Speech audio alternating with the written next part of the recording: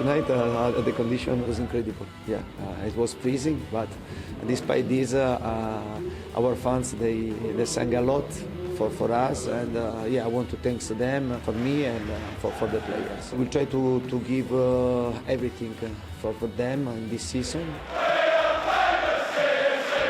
Well said, Antonio. Welcome, everybody, and well done, Chelsea Football Club. A hat-trick of cup wins over the weekend to Reseen today. Let's start with Leicester, Mr. Cundy. Yes. Into the semi-final. Yes. Went all the way, though. Yes, it did. I have to give Leicester some credit. They pushed us all the way, but it's a really good goal. This Willian's been outstanding. And fair play to Morata, because if you think about the last last three 1v1s I can remember against Arsenal, he's missed them all. And I just wonder for a split second whether that might have been going through his mind. It did remind me a lot of the finish against Stoke, the first of his hat-trick. The way he opens his body up, composes himself and just guides it past the goalkeeper. So a really good finish. That was his first goal since Boxing Day, by the way, so you know that's quite a long time coming after such a good start. But you felt second half Leicester had to do something different. They did, and they caused us a lot of problems. Jamie Vardy had a good header as well, but it almost felt like 1-1 was probably a fair result. And were it not for Kasper Schmeichel, who knows, might have gone to penalties, but thankfully. Absolutely. Well, the little man, it's a brilliant ball in from N'Golo Kanté, but he kind of makes his mind up by coming off his line, and if you watch again, he pulls out. He realises he's not going to get there. It's a brave header, it's a good goal, and I think going into extra time, I have to be honest, I feared the worst. We looked dead in our feet on except for pitch. One man. Oh, N'Golo Kanté. He is the most remarkable footballer I have ever seen. Going into extra time, he closes down, he wins things, he nicks things. An outstanding performance, and for me, he has to win Chelsea's Player of the Year. Well, worried Pedro was going to get a clump from Schmeichel, he didn't. He got one from the corner flag instead. Just have a look at this. Yeah. Poor corner flag. Ooh. Right back in there, but you can't show it. Ooh! I mean, It's quite spectacular.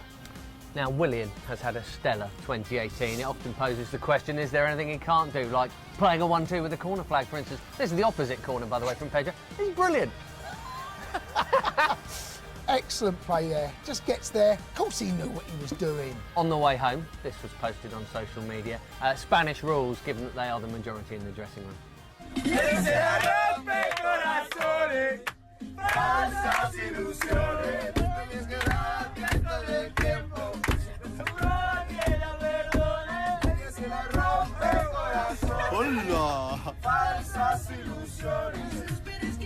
Moving on to the serial winners, the under-18s, who got a treble of sorts last term. They're going for 4 this year because there's a new trophy, the Under-18 Premier League Cup. Chelsea have won it, obviously. Beat Tottenham in the final on Sunday. It was 2-0. It could have been more. Charlie Brown got them both. There was also a missed penalty by the captain, Conor Gallagher, who was brilliant again. Tottenham, under Scotty Parker, by the way, did not have an answer. This was just before half-time that Charlie got the second, and yeah, Spurs didn't have a sniff. Afterwards, Jody Morris, who's getting... We always used to talk about the goal pig on this show, actually, didn't we? Diogo Costa. Yeah, yeah. These boys, they're medal pigs. They are and trophy medal pigs. pigs. They are. And in charge of them is Jody Morris, who... He's throwing some odd shapes. It's the Office, isn't it? It's Yes, a little bit Ricky Gervais. There's a little bit of that. You need the arms coming out a little bit wider, I think, there. The technique's not quite right there, Jody. Getting that wider. There you go. Nice. The first of hopefully 4 trophies. Right, it's time for...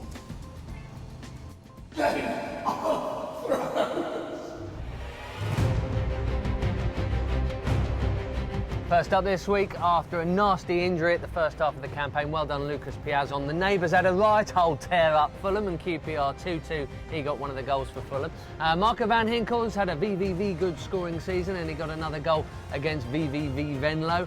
And Michy Batshuayi. Wow. Again, he's almost up to double figures already for Dortmund.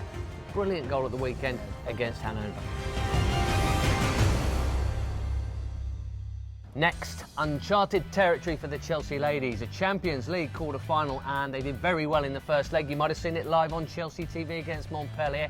Just after half-time, G putting Emma Hayes' side 1-up. This, remember, the first leg in the last 8. They've already seen off the likes of Bayern Munich to get this far. A bit Hazard-esque, that finish. Well, it's a very tidy finish, isn't it? Yeah, really nice, composed finish. Lovely ball through.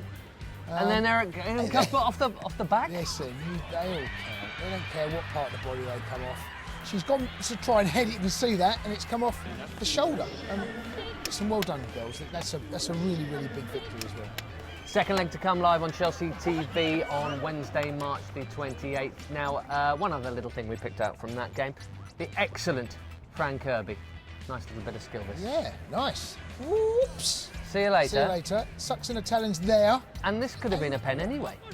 Well, there's no contact with the ball. Gone down a bit easy, I think, it's fair to say. Maybe the referee got that right. It is the modern game.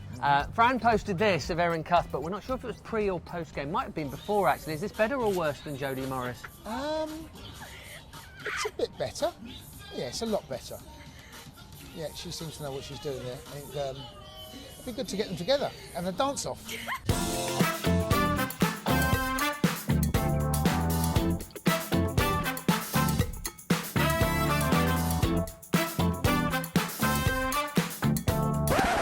OK, trivia time. Last week was Leicester-based. We asked you which two former Chelsea Academy boys went on as men to be Premier League winners with Leicester City, who were the oppo, of course, in the Cup on the weekend. The answers, one easy, Robert Huth, one not so easy, Andy King. Didn't actually play under-18 football at Chelsea, but he was still an Academy boy. Well done to James and Vlad and Nick, who all got that one right. This week's trivia question is about England. Yes, no Chelsea player in the England squad. That hasn't happened for a while. But the question is, when was the last time Chelsea had the most players on the pitch for England at one time? Reply as the usual way. We'll read out the answers next week.